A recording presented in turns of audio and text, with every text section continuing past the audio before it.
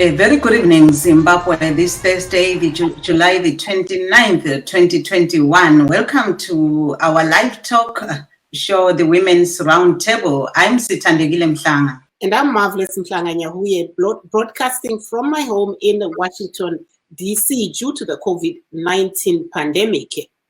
Yes, that's going to be one of our main discussion topics, the Livetalk pandemic, which is ravaging not only Zimbabwe, but the world.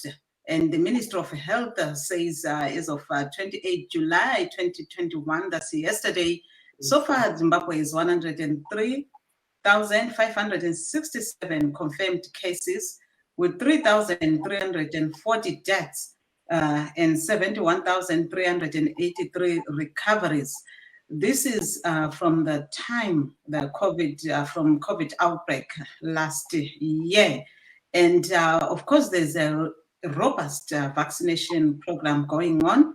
And the government is saying so far, more than 1.5 million people have been vaccinated. Yes, I'm going back to the daily figures of COVID-19. The Ministry of Health says that there are 1,856 new cases which are local that they registered, and 60 deaths were reported yesterday, which was July the 28th. And they continued to also highlight the hotspots, which they say are Hurungwe, Kariba, Chegutu in Mashonaland West, Bindura, Shamva in Mashonaland Central, and Marondera, Murewa in Mashonaland East, Bikita, Chirezi, Mashingo province, and also in Harare. They say there are a few hotspots in Harare, in the northern suburbs, Kulumane and Emakhandeni in Bulawayo. So these are some of the issues that are happening. And we also saw today receiving some more COVID-19 vaccines. And like you said, they are trying to really, fast pace the provision of COVID-19 vaccination in most centers in Zimbabwe. And we've heard the Ministry of Health and the government itself saying that they're going to decentralize the vaccination program, also roping in polyclinics, roping in some, soldiers and some members of the police. So we're yet to see on the ground how that is going to take off. Yes, Marvelous. So we'll be talking also to some women who are in various organizations and ordinary women who would also tell us their story. How are they coping during this COVID-19 pandemic? Looking at the women, the children, how are they fending for themselves? What programs are they involved in? Those who are, in leadership positions, what are they doing to help the disadvantaged ones? So those are some of the issues we'll be looking at today. Yebo-ke, kulabo-ke abasanda ukusixhuma namhlanje ke 29 kuNtulikazi 2021 siyalamukela kuhlelo lwethu lwe-live talk lapho siyabe sicubungula khona indaba ezijiyeneyo olumqoka lunga lwe-COVID-19 esesibona ukuthi hayi sisidla ubhedu elizweni, hatshi elizweni kuphela kodwa emhlabeni jikelele. Sikhangela ukuthi ugatsha lwezempilakahle luthi izolo kuphela abantu abedlula inkulungwane elikhulu i-103,567 sebehlaselwe yileli gcikwane, kukanti selibulele-ke abazinkulungwane ezintathu lamakhulu amathathu lamachumi amane, sikhuluma nge-3,340 selokhu igcikwane leli laqhamukayo. Siyabona njalo ukuthi kodwa kulabanye abasilayo labo abedlula inkulungwane ezingamachumi ayisikhombisa, kukanti kulohlelo oluqhubekayo olokuhlaba abantu ijekiseni yokwenqabela leli gcikwane le-COVID-19 okuthiwa i-vaccination. Sesibona ukuthi sekwedlula isigidi esile ngxenye yaso sebehlatshiwe, sikhuluma phela nge-1,562,285. Sibona ukuthi amanani abantu abahlaselwa yilo umkhuhlane ngelanga ayakhuphuka, ngoba kunje izolo kuphela ugatsha lwezempilakahle luthi abayinkulungwane 1,856 abantu bahlaselwe-ke ligciwane le-COVID-19 kukanti kubhubhe abangamachumi ayisithupha 60. Kungakho-ke sizabe sikhuluma-ke la besifazane abatshiyeneyo sizwe ukuthi i-COVID-19 le ithinta njani inhlelo zabo. Abanye-ke esibakhangeleyo lapha esizakhuluma labo ngabantu abaphethe izikhundla zobukhokheli kukanti abanye hayi ngabantu nje makhaza. Sizwe ukuthi bancedisana njani, baphathisana njani ngalesi isikhathi-ke ese-COVID-19. Kodwa-ke singakayiqhubekela phambili ngesilakho-ke asizweni-ke ukuthi uthini-ke uMarvelous. Aiwa, tinokuchingamidzai ine mufaro pano pachirongwa chedu paLivetalk apo tinokurukura zviri kusangana nemadzimai nyanya panguva ino yedenda reCovid-19. Nhasi tichange tiine zvakawanda zvatichange tiri kukupakurirai ipo pano pachirongwa chedu panyaya yezviri kusangana nemadzimai panguva apo denda iri reCovid-19 rakasunga munyika. Tinoona kuti Zimbabwe nhasi yawanikwa ichipiwa dzimwe nhomba dzeCovid-19 uyezve dzawanikwa dzichisvika munyika nhasi apo tiri kuona kuti bazi rezveutano uyezve nehurumende vari kuti ivo vari mushishi rekuti vanhu vakawanda vawanikwe vachibayiwa nhomba yeCovid-19 kuitira kuti uwandu hwevanhu vari kurasikirwa neupenyu panguva ino huwanikwe iwo huchiderera. Tinoona kuti pari zvino pane variant yanetsa, variant iri kunzi iyo Delta variant yanetsa chaizvo uyezve bazi rezveutano riri kuramba richipa dzidziso rekuti vanhu vangaita sei kuti vasawanikwe vachibatwa nedenda iri. Tinoona kuti kubva nezuro July 28 Zimbabwe inoti iyo yaane vanhu 103,567 vakawanikwa ivo vachibatwa nedenda iri reCovid-19 kubva denda iri ratanga muna March gore rapfuura. Powanikwa zvakare pane vanhu 71,383 vakawanikwa vachibatwa nedenda iri asi vakarikunda. Asi pari zvino vashaya kubva kudenda iri reCovid-19 vamire vari pa3,340. Vari kutaura zvakare kuti pane vanhu 1 million over 1.5 million vabayiwa nhomba yeCovid-19. Asi vachizivisa zvakare kuti kubva nezuro pane vanhu vakawanikwa vari kutorarama nechirwere cheCovid-19 pari zvino vari pa1,856 uyezve 60 vakatisiya nezuro kubva kudenda iri reCovid-19. Vari kutaura zvakare kuti kune dzimwe nzvimbo dziri kuzikanwa semahotspots dzinosanganisira Hurungwe, Kariba, Chegutu, Bindu, Rashamva uyezve dzimwe nzvimbo dzakadai semarondera kwaMurehwa, kuBhikita, kuChiredzi nemuHarare tichitarisa kuma-northern suburbs nekuNkulumane nekuEmakandeni tiri kuBulawayo. Saka vari kutaura ivo kuti vanhu vari munzvimbo iyi vanofanira kunge vachiedza kuti vagare vakapfeka mamaski uyezve vachiita social distancing nekugeza maoko kana kushandisa mahand sanitizer. Saka tichange tiri kunzwa kubva kune madzimai vanobva kumaruva vachitiudzawo mamiriro akaita zvinhu panyaya yedenda iro reCovid-19. Chizotaura zvakare nevamwewo vari muZimbabwe pari zvino nemabasa avari kubata panguva ino yeCovid-19. We're now going to take a listen to some of the rural women in Zimbabwe telling us, whether they've been vaccinated or not and what is stopping them from being vaccinated. Some of them are actually saying that they've had a lot of misinformation about the COVID-19 vaccine, and according to them, they say that they need a lot of awareness programs to enable them to be able to get the COVID-19 vaccine. Tinoonzwa kuti vana chiremba vakawanda vari kukurudzira kuti dai vanhu vawanikwa ivo. Regai timbonzwa kubva kune vamwe gogo vari kuMashonaland West. Makabayiwa here nhomba yeCovid-19? Semusati mabayiwa nhomba? Ndakanzwa shoko richinzi vanorwara neBP havabayiwi. Saka inini ndinorwara neBP. Makamboenda here kuna namukoti kana kumanesi pachipatara mukanavataurira vakati chii? Handina hangu kuenda kunotaura navo, asi kungonzwa kwandakaizviita muredhiyo pakutanga ndakabva ndangozvibata ndobva ndangoziva kuti izvi hazvidiwe. Saka chinodiwa kuvhara mhino dzako nomuromo nekugeza maoko ako nekusanitiza ndizvo ndakabatawo. Ndo zvamuri kuita here? Ndizvo zvandiri kuita. But ndiri kuona imimi ndimi chete muchembere akapfeka mask. Kwese kwandafamba machembere anga asina kupfeka mask. Sei muine chidokwa kana kuti muine muchigara makapfeka mask? Ndiri kupfekera mask kuti ndisabatiwe neCovid-19 nokuti ndakanzwa kuti inouya nomumhepo 1 ende inetapurirana 2. Saka ndakati bheta kupfeka mask kuitira kuti ndidzivirirewo nokuti zvandanzi handibaiwe zvatakangonzwa kuti vanhu havabaiwe vanorwara.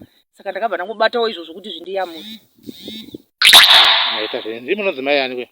Ini ndinonzimai Chenjerani. Unogara kupi? Mudamba. Okay, maita zveni mama.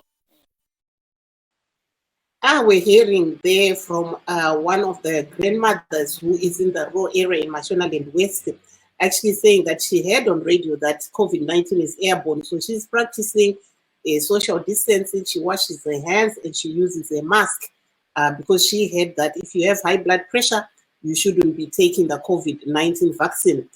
Regatings wezvakare kubva kune mumwe mudzimai ari kuti iye akanzwa iye kuti kana uchiyamwisa haukwanise kutora nhomba iyi yeCovid-19.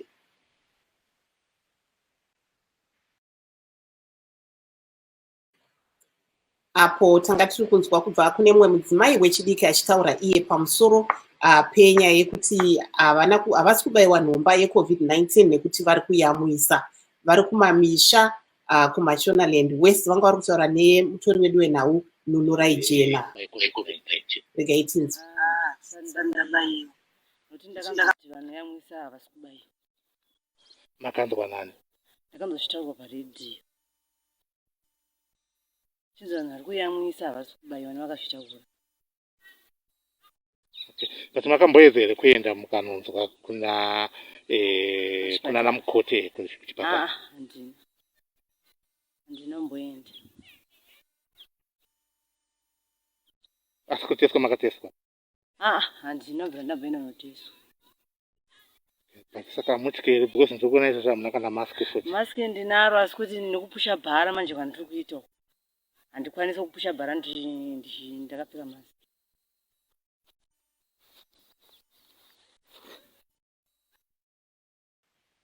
So we're hearing there, like I said earlier on, from a young woman who's also a new mother. She's saying that she hasn't gotten the vaccine because she heard that those who are breastfeeding should not be getting the COVID-19 vaccine. So we're going to also hear our last young lady who's of school-going age talking about, whether she knows about the COVID-19 vaccine and her thoughts. Vakanzi chii? Vanzi tifana kuzvichengetedza kuita utsanana, kufamba wavhara mamaksi, kugara uri paudzi kungoita zveutsanana. Kunye baiwa nhomba yekudzivirira COVID makambonzwa nezvayo? Takazvinzwa kuti vanofana kubayiwa. Makabayiwa here? Aiwa, ndina asati. Sei musati mabayiwa? Ndichazoenda unobayiwa. Ko sei musiri kunobayiwa izvozvo? Enda unobayiwa, vanhu vanongochichidzirawo kuti iwe kwabayiwa zvese nekungona kugara kuti saka muzimbochawo saka kana vamwe abayiwa aita mushoni unoenda wobayiwa futi. Zvinonzi kana wakabayiwa unoita sei kuno? Vamwe vanenge vachiita achiti pamwe unogona kuhwara. Imi ndo zvamuri kutya we? Asi kunobayiwa ndiri kuenda ndinoenda kunobayiwa zvangu. Aiwa kabati nguva yareba kanditi apa izvozvi panotori pari kubayiwa here ipapa, sei musingaende? Awa tinoenda kunobayiwa, tinoenda. Chirongwa chatogara chiri muno takatoudza kuvhireji redu kuti vanhu vesani fana unodi kunobayiwa. Makataurirwa nani kuvhireji kwenyu? Takatotaurirwa maticha edu asitsanangura kuti vanofana kubayiwa navana muchikoro vandabayirwa muchikoro saka takatendisi vakuru vana kuenda kunobayiwa.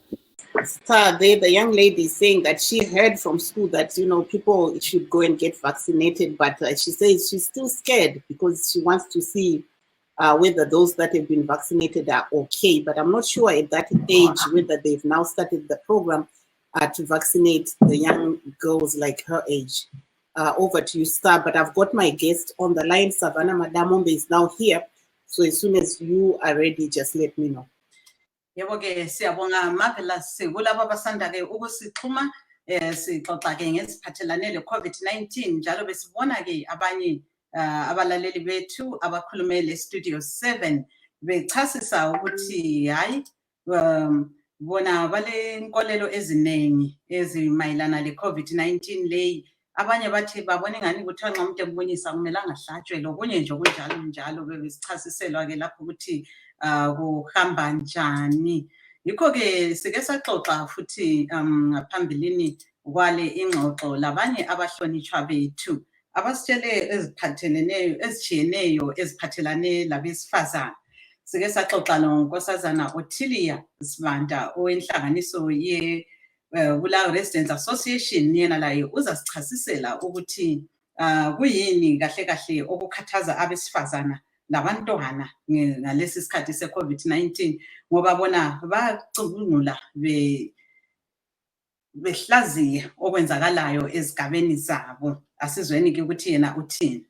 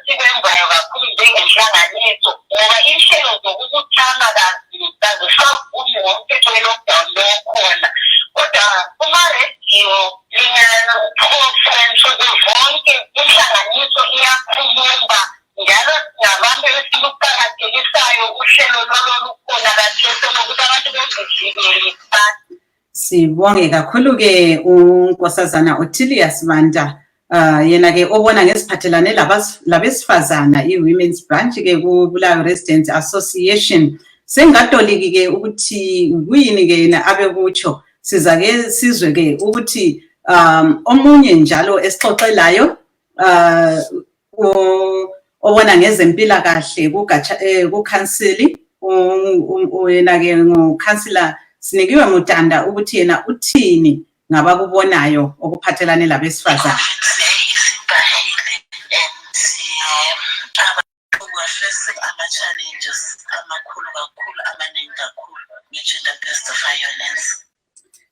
Yebo ke Mav, those were our two women rights defenders we spoke to sometime. And they are both saying that the domestic violence is still continuing in families. And there we had the chairperson of health committee in the Bulawayo City Council, Councillor Sinikiwe Mutanda. She was actually saying that in her ward alone, 7 women have withdrawn their gender-based violence cases against their husbands. And when she asked them, they say it's because they needed a police report to get treated in the hospitals. So they to do that. Otherwise, they don't want their husband to be in jail. So the men are back again in the house, and they're just hoping that there won't be any more cases because they are saying some are the habitual.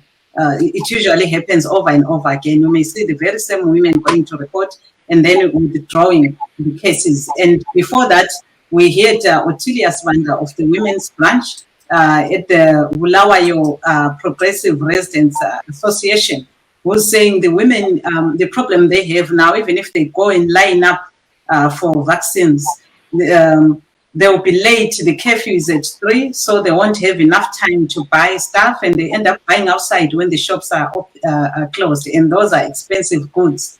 So staying there in the lines to get vaccinated, it also disadvantages them from doing most of the work they are supposed to do, looking after the children and fending for themselves. Yes.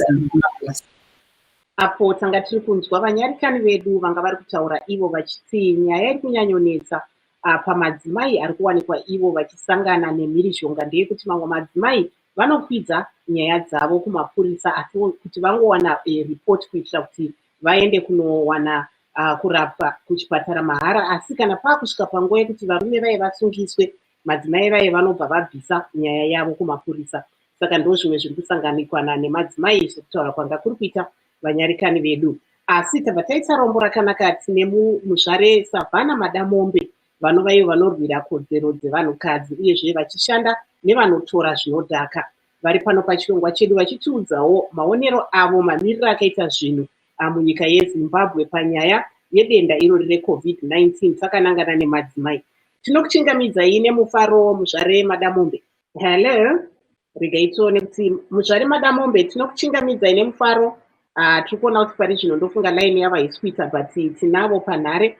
Tiri kuedza kuti tione kuti tingataure navo here tichinzwawo kuti kwakamira sei. Asi vanga vari kutaura ivo kuti pari zvino zviri kunyanyonetsa munyika yeZimbabwe inyaya yekuti vanhu vazhinji vari kuwana ivo vachibatwa nedenda irori reCovid-19, asi nyaya yekuzowana kuti uwane kuti worapirwa kupi ndo iri kuti netsei pari zvino zvekutaura kwavari kuita, vachitaura vachiti ivo kunzvimbo dza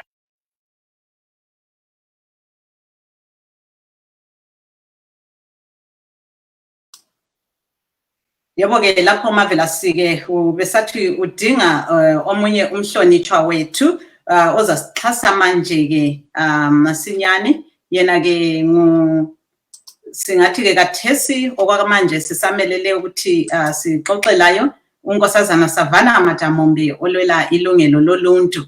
Kodwa singayikhatshana-ke ecingweni kathesi sesile siphathamandla sogatsha lwabesifazana kunhlanganiso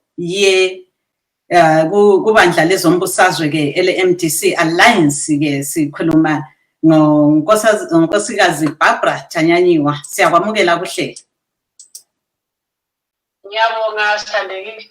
Yebo-ke may you remind our listeners and viewers who you are. Thank you so much, Sithandekile, for inviting me. My name is Barbara Tanyanyiwa. I'm the national spokesperson for the Assembly of Women in the MDC Alliance, led by Advocate Nathan Chamisa. Thank you. Yes, we are discussing COVID-19 and how it's affecting women in the country. So far, within your party, what can you say are the most, how is COVID-19 affecting most of your programs as the Women's Assembly? Yes, firstly, I would like to say COVID-19, it is the new variant has caused a lot of disarray. It has caused a lot of deaths. People are dying, and as MDC Alliance, we have been encouraging people to observe the restrictions so that they stay safe. And we are seeing most women, they are not technologically compliant. So there is a very, very big problem. Yes, can you say this may affect the way the women participate in politics? Thinking that now maybe you are preparing for elections and other programs like that. Past you used to complain as Women's Assembly about violence towards women or arbitrary arrest against women. Is it better now, and are women able to campaign or go about their, daily programs without any harassment, which your party alleges? Right now, as I alluded to, there are no activities that are being carried on the ground because of the COVID restriction. We don't know when these restrictions are lifted. There, we'll come back to you shortly once we take another guest.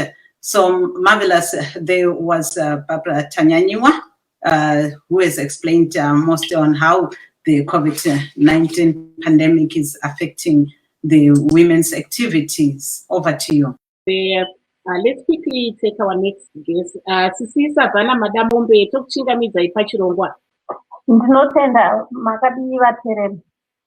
Imi muri kuZimbabwe parizvino muchibva iko kuno kuNew York, mungati kwakamira sei panyaya yechirwere ichi cheCovid-19? Zvii zvamuri kuona? Marvelous, parizvino kuna kumira zvakanaka. COVID iri kuuraya, vanhu vari kurwara. Zvinhu hazvina kumira mushe, mahospital akazara. Handizive kuti ndinganyatsotsigira sei kuti hakuna kumira mushe. Chimbotitsanangurirai panyaya yezvipatara, zvakamira sei? Zvii zvamuri kuona? Kuzvipatara kwakazara. Ini ndakatoendawo neimwe brother yangu anga aita positive. Takasvika kuparenya koko kwavakaisa ward yavari kuti ward yeCovid. Takatotaurwa kuti makazara, vari kungotora only those who are critical, even then they are not enough beds. Saka makazoita sei? Nyatsotsanangurai kuti makafamba sei? So kune munhu akateerera. Patakasvika takasvika tikatestwa akanzi positive. Tikanzi chiendai kumain hospital. Takanomira muqueue, manga panga mene queue yanga yakareba. Ndikatombobvunza nesi wanga aripo kuti ko zvino hanzvadzi yangu zvaari positive, tikaramba takamira panapa hatisi tiri kuzadza vamwe here, tinozoita kuzadza vamwe. Zvikanzi haitomirai, vanhu vese vari panapa vazhinji vacho vatotestwa vari positive.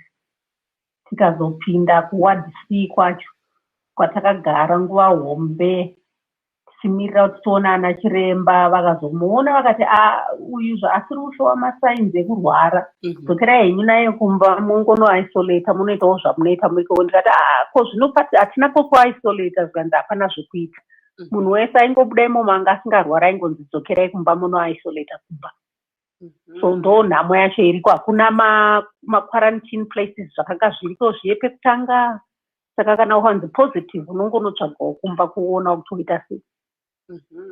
Saka imi sehanzvadzi yenyu muri kuzvifambisa sei manje, tichiona kuti vanhu vazhinji vanogara vakati wandei? Imi muri kuzvigona sei? Hapana kuzvigona mavhilasi, nekuti izvozvi zvisusu vamwe vacho hapana kuzvigona, hapana magonero. Unongonzi ari murumu make, but matoilets handi mamwe chete, zvimwe zvese munosheya chii. Hapana kuzvigona. Totongomirira tese takungotarisa kuti taapa exposed, which means isusu vese vari pamba hapana kwatichaenda, taakungogara papo kusvikira taona kuti tazotestwa taita negative. Tombotarisa nyaya yekubayiwa kwenhomba, muri kuona zvakamira sei munyika parizvino? Marvelous, ini ndakasvika muno muna February. Hurumende yanga yakavhura nzvimbo dzakawanda vanhu vachinzi vavaccinatwa. Nini hangu ndakanga ndabva ndavaccinatwa majekiseni angu 2, asi vanhu vakanga vasingaende, vanhu vaitya, vanhu vanokahadzika, vanhu vari kuramba vachingofunga izvozvi zviri kutaurwa kunzi hauzozvara, vada kuuraya vanhu vatema. Kune vamwe vakaenda zvishuwa, mavhe ekutanga kwaizara kusvikira dzimwe nzvimbo dzambovharwa nekuti kwanga kusina vanhu. Zvino kune nzvimbo dzakawanda dzakavhurwa, unoona kuine malaini akawanda, asi vazhinji vamwe vanhu vachiri kungotya futi. Saka unobva watongoshaya kuti zvinoita sei. Asi chandoziva ndechekuti munhu wese achangovhaccinatwa naicho chirwere kana kuti nevaccine. So zviri nani kuti unobayiwa jekiseni pane kuzovhaccinatwa naicho chirwere. Saka imi semaonero enyu zvamakaona kuNew York nezvamakuona kuZimbabwe, pane zvamadzidza here zvingaitwawo nehurumende kuti panyaya yedzidziso, nokuti tatine mamwe madzimai ekuMashonaland West ekumaruwa vanga vari kutaura zvakasiyana-siyana kuti sei vasati vatora nhomba. Zvii zvingaitwe kuti vanhu vanyatsonzwisisa kuti nhomba idzi dzakakosha sei? Chinonetsa Marvelous ndechekuti meseji inoenderana kuti iri kutaurwa nani. Ini ndinofunga kuti dai hurumende yakatora vanhu not public but private sector iriyo yakafamba ichitaurira vanhu nezvenhomba iyi, nekuti vanhu kana vakachitaurwa nehurumende ivo vamwe vacho vachikahadzika nenyaya yemabatirwo avanoitwa nehurumende iyoyo, havateerere zvekutaurwa nehurumende iyoyo. Handiti nekuti pane makakatanwa. Saka pamwe zvichida dai hurumende yatora vanhu yashanda nemapublic nemaprivate sector ichifamba ichitaurira vanhu vangave vanobvuma kubaiwa nhomba. I think ndo pamwe pane nhamo iripo. Nekuti isusu zvataiona kuNew York ndezvekuti sagavhuna wedu wekuNew York aive munhu aifarirwa nevanhu spirit, achifarirwa nevanhu kudaro, saka taitomirira kuti ari kuti chiinhu asi toteerera zvaari kutaura toita. So chimwe chinhu chandinoona ichocho chinotadzisa kuti vanhu vabayiwe nhomba. Kana tikatarisa pakuti kufamba vanhu vachinge vachinzi mavharirwa, taitwa iyoyo lockdown, vanhu vazhinji vari kufamba nekuti vari kutsvaga chikafu. Dai hurumende yacho yabatsirawo vanhu kuwana chikafu vari panzvimbo dzavari, handifunge kuti vaifamba semafambiro avari kuita.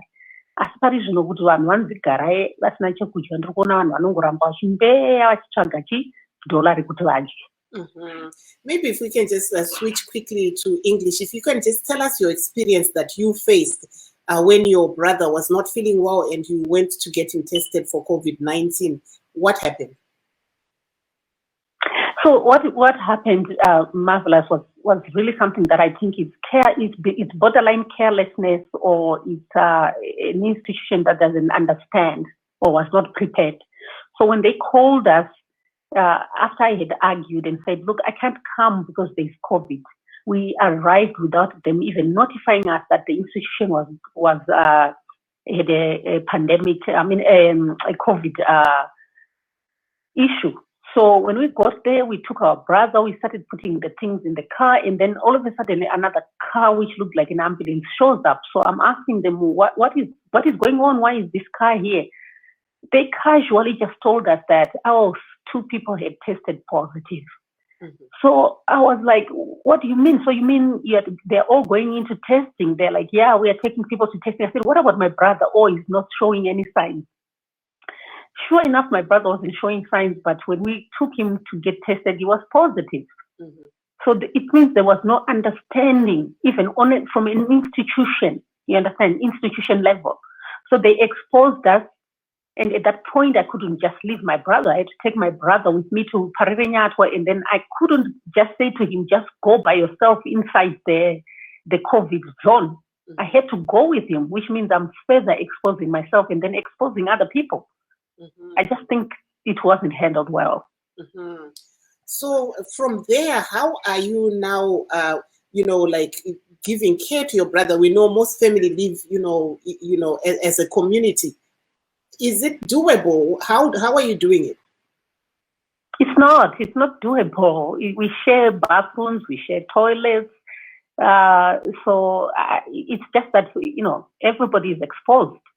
So now we know that, more than 10 members of the family are exposed. Now we are scrambling to get whatever the medicines that are being sold in the pharmacies. I don't know what works or doesn't work, because the government says use this, and then the doctors are saying, yeah, you can use this. We don't know whether they're pushing this because they want money.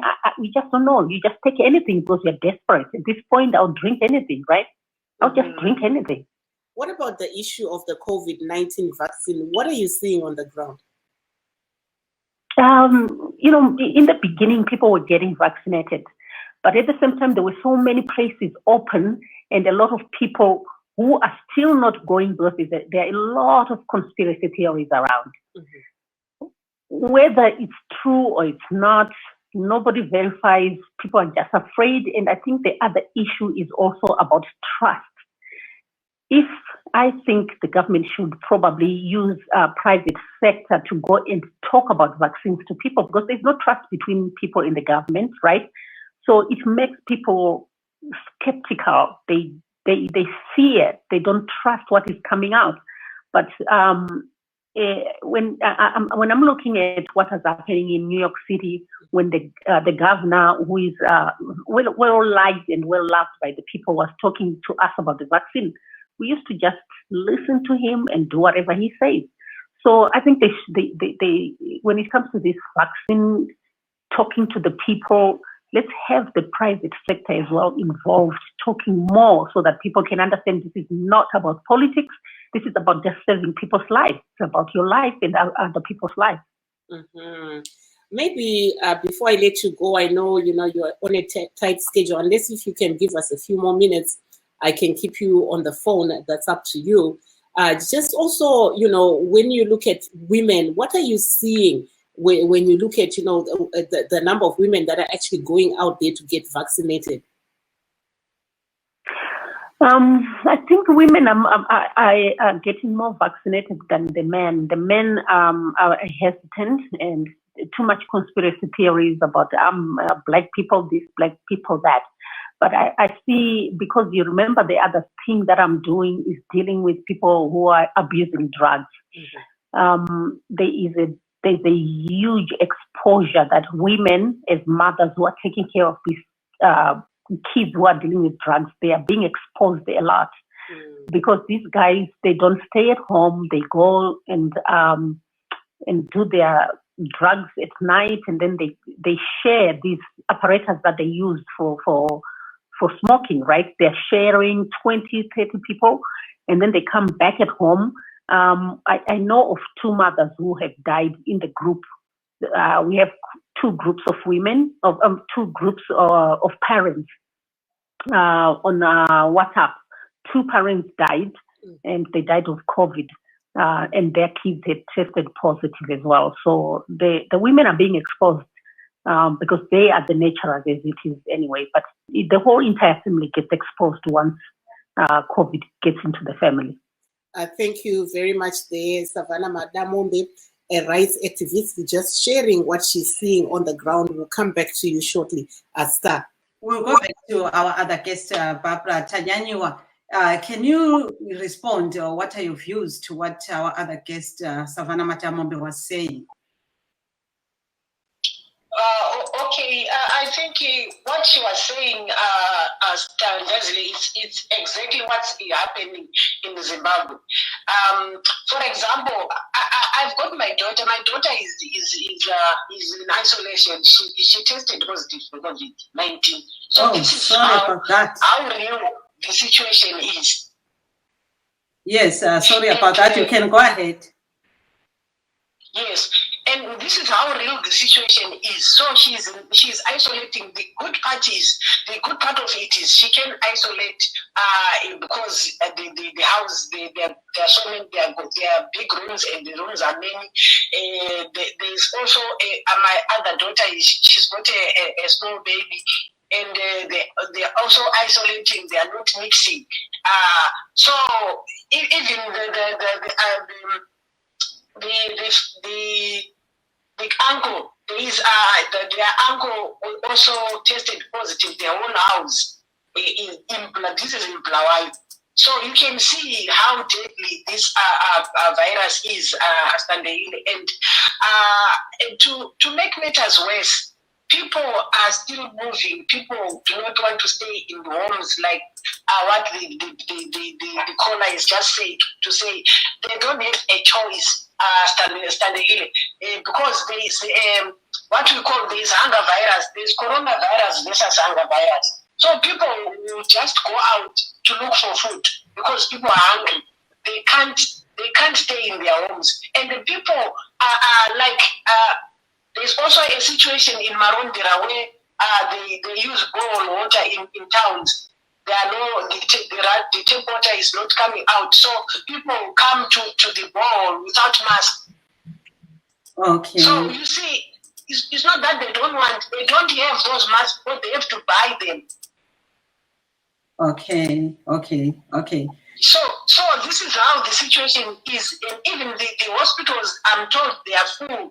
The cemeteries, I saw someone who was there in Bulawayo at the Northern Cemetery who was taking videos. It was car after car. Every minute there was a hearse getting into the cemetery. Yeah, okay. Before we go back to Madam Ombe, can you tell us ngesindebele ukuthi uthini ngamazwi akhulumileyo yena unkosazana Madam Ombe ngokwenzakalayo njalo lawe kuyini okukwehleleyo ngaleli gciwane le-COVID-19? Ngiyabonga Sandile, okukhulunywe ngusisi wami uMadam Ombe.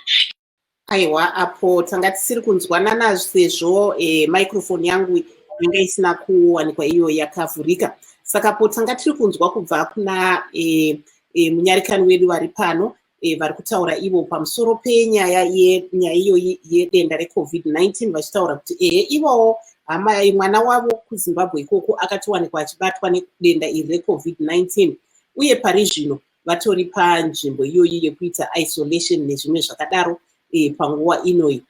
Saka regai timbobata zvakare Savana Madamombe munyarikani wedu watinaye pari zvino kuti timbonzwa kuti kumarura kwakamira sei pamusoro pedenda irori reCovid-19. Alo muzvare Madamombe, regai tiedze kuti tione kuti tingavabata here tichinzwa kuti kwakamira sei kunzvimbo yeMashonaland West uko kumusha kwavo. Timbonzwa kuti kozvii zviri kuitika panyaya yevanhu vari kubatwa nedenda irori reCovid-19 apo vanga varipo panhare asi sekuziva kwamunoita nhare dzekuZimbabwe dzinombowanikwa network ichidonha. Saka regai tiedze zvakare kuti tivabate tione kuti zvakamira sei panyaya yedenda irori reCovid-19. Yebo ke kulungile, sisamelele omunye ke umhlonitshwa wethu unkosazana Madamombe. Unkosazana Nkosikazi Thanyanyiwa, ubungasichazeli ke ngolimi lwesiNdebele ukuthi i-COVID-19 leyi ithinta njani inhlelo zenu njengabesifazana kubandla le-MDC Alliance? Ziqhutshwa njani inhlelo, ukuhamba njani? Ngiyabonga Sithandekile. Okwakaphesi engingathi i-COVID-19 ngenxa yokuthi kule imithetho ehambelana le-COVID-19 ukuthi abantu abamelanga aiwa apo tanga tichikunzwa kubva kune munyarikani wedu amai Barbara Thanyanyiwa vari kutaurawo pamusoro pezviri kusanganikwa nemadzimai vari kuita zvematongerwo enyika panyaya iyoyi yedenda reCovid-19 uyezve tiri kuramba tienderera mberi nechirongwa chedu tichitarisa zvakare sekutaura kwataita kuti muzuva ranhasi Zimbabwe yawanikwa iyo ichiwana dzimwe nhomba dzeCovid-19 dzawanikwa dzichisvika munyika muzuva ranhasi. Star. Yebo ke ungasitshela njalo ke Nkosazana Thanyanyiwa ke ngolimi lwesishona ke ukuthi uthini lawe ngalokho kunye nje besixoxa ngakho lokho zokukhulunywa nguNkosazana Madamombe. Ndinotenda Sithandekile awasugara pasi awasugara pasi nenyaya yokuti kune dzara and for sure vazhinji vachona vari kufa. Saka isusu tiri kuti vanhu ngavaende vanobayiwa. Isu semadzimai tiri kukurudzirawo madzimai toziva kuti madzimai tisu tinofambisa kuti shoko rekuti zvikunzi tozofa nekuti isusu madzimai kazhinji tinobhilivha kana chinhu chichitaurwa nomumwe munhu ari influential like zvataurwa namuzvere Madamombe. Saka isusuwo tiri kutiwo tiri kuuyawo setiri pari pastudio 7 kuti vanamai ngavaende vanobayiwa ndizvo vazvidzivirira mudenda iri reCovid-19 nekuti hatisi kuziva kuti chichauya after Delta variant kuchauya ipi, maybe kuchauya inenge itori worse than iyi. Saka isi tingokurudzira vanhu kuti ngavabayiwe. Sithandekile, thank you. Tiri ipapo muzvare Thanyanyiwa, pane pamwe pandisina kunyatsonzwisisa mambenge ndofunga microphone yenyu yanga yakavharwa. But pane here zviri kuitwa nevatingati mapazi enyu ezvematongerwo enyika kuti muedze kukurudzira madzimai kuti vaende kunobayiwa nhomba pasina nyaya dzezvematongerwo enyika? Isusu zvanambonofunga nakunasei kuti maiki yangu maybe hamina kuti chichaitika. Isusu sebapoka reMDC tinotori nemachannels ari kushandiswa ndofunga kana kuti vanhu ngavaende vanobayiwa. Tina portfolio secretary wedu Dr. Madzorero every week vane column yavo yavanouya vachitaura vachiripota on COVID kuti chii chinofanira kuti chiitwe, iri kuafekta sei vanhu. Saka every week inobuda inosheyiwa mumawhatsapp groups ese emusangano. Saka isusu tiri clear nemeseji yedu tiri kuti vanhu ngavaende vanobayiwa. Asi vanonzwa vasingade ikodzero yavo nokuti jekiseni harimanikidzwa.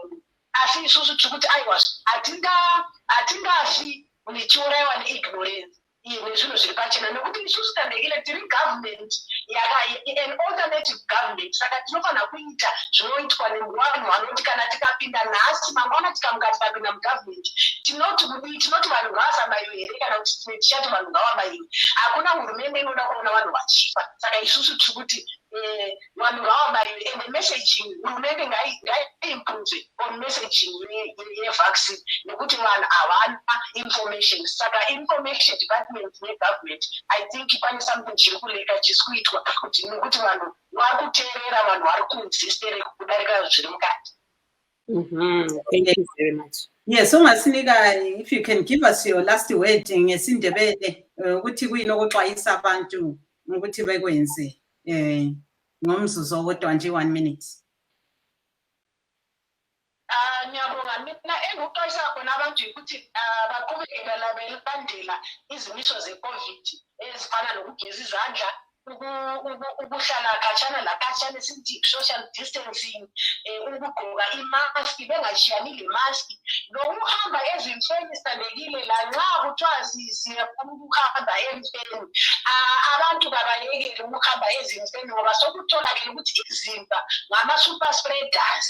Ngakho at least akuhambe emfeni ukuhamba abantu abaclose nxa kuyukuthi umakhelwane kumbe isihlobo, please abantu abake bayekele ukuhamba ezimfeni ngoba vele even i-restriction yezimfeni ithi 30 abantu kodwa uzathola izimva kugcwele abantu ezimfeni. So thina siyakhuthaza kakhulu ukuthi yebo siyafuna ukukhala labakhalayo kodwa at the same time asifuni ukuthi siqede ukukhala sesikhamba siyakhala futhi sesibaningi sesithi times 10 thina kade sikhalela umuntu oyi-1. Yebo ke kuyezwakala. We are coming to the end of our show now. Marvelous, can you hear me? Yes, I can. Just to also thank our guests, Tangatina Muzhare Savana Madamombe vauya pano vachitaurawo nyaya yavari kutaura ivose zvanga zviri kutaurwa naamai Tanyanyiwa kuti nyaya imwe iri kunetsa kumusha pari zvino ndezvekuti vanhu vari kuenda kudzindufu panguva ino yeCovid-19 uko kuri kuzikanwa kuti kuma-super spreader, zvinoreva izvo kuti ndo kumwe kuri kutapurirana vanhu chirwere ichochi cheCovid-19. Saka vanga vari kutsinira ivo Muzvare Madamombe kuti dai paitwa zvirongwa zvekudzidzisa vanhu kukosha kwakaita kuti vateerere zvinenge zviri kutaurwa navana mazvikokota ezveutano kana nehurumende panyaya yehondo yekurwisa denda iri reCovid-19 uyezve kuti vaende kunobayiwa nhomba dzeCovid-19. Yebo ke silugqiba lapha uhlelo lwethu lanamhlanje olivalelisayo ke yimi uSithandekile Mhlanga ngikhona pha ke eWashington. Sibonga njalo esinye isiphathamandla besixoxa laso unkosikazi Barbara Tanyanyiwa yena oyisikhulumeli sogatsha lwe-MDC Alliance Women's Assembly olubona ngabesifazana phela kubandla le-MDC Alliance. Sizabonana njalo ngolwesine oluzayo. And I'm Marvelous Mhlanga Nyahuye saying have a very good evening.